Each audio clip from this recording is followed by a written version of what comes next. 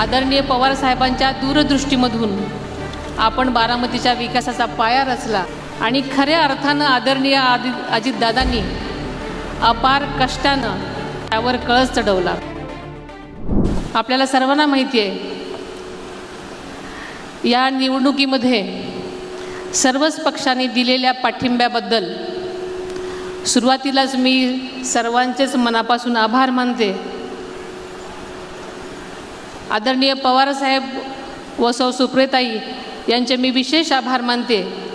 तसेच ज्या ज्या संस्था संघटनांनी मला उत्स्फूर्तपणे जाहीर पाठिंबा दिला आहे त्या सर्वांचे मी ऋण व्यक्त करते। हा पाठिंबा म्हणजे बारामतीच्या भवितव्याबद्दलची एकत्रित बांधिलकी आहे असं मी मानते। आज या मंचावर एका व्यक्तीचं आवर्जून स्मरण करणं माझ्यासाठी अत्यंत महत्त्वाचं आहे।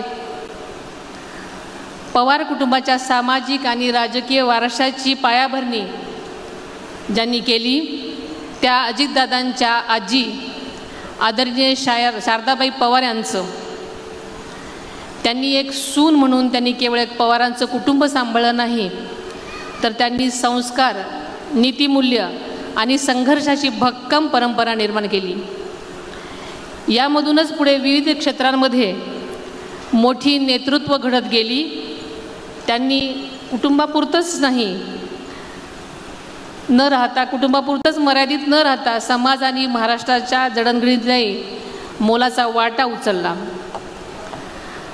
आदरणीय पवार साहेबांच्या दूरदृष्टीमधून आपण बारामतीच्या विकासाचा पाया रचला आणि खऱ्या अर्थानं आदरणीय अजितदादांनी अपार कष्टानं त्यावर कळस चढवला। आदरणीय पवार साहेबांचे आशीर्वाद आपल्यासाठी अत्यंत मोलाचे आहेत। तसेच आमच्या आई श्रीमती आशाताई अनंतराव पवार यांचा आशीर्वाद आमच्यासोबत हा आमच्यासाठी सर्वात मोठा आधार आहे।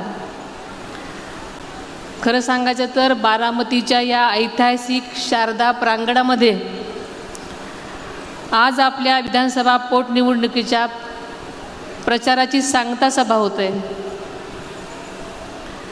आपल्याला माहिती आहे की या मैदानाला संघर्षाची, जन आंदोलनाची आणि लोकशक्तीच्या एकजुटीची मोठी परंपरा आहे।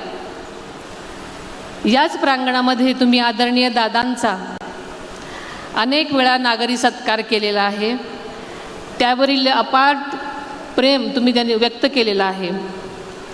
आज या सांगता सभेला उसळलेला जनसागर म्हणजेच आदरणीय अजितदादांविषयी असलेला आपला सन्मान, आदर आणि प्रेमच म्हणायला हरकत नाही। या मंचावर उभं राहताना खरोखरच आणि ही चित्रफित पाहिल्यानंतर माझ्या अंतःकरणामध्ये भावनांचा कल्लोळ माजला आहे। अतिशय जड अंतःकरण होतोय। आदरणीय दादांच्या शिवाय आपल्याला ही सभा घ्यावी लागत आहे हे मन मानायलाच तयार नाही। गेली 35 वर्ष आदरणीय साहेबांच्या पावलावर पाऊल टाकत अपार कष्ट करून आदरणीय दादांनी ही बारामती उभी केली आणि त्यांच्याशिवाय ही सभा घ्यावी लागेल असं कधी स्वप्नातही वाटलं नाही।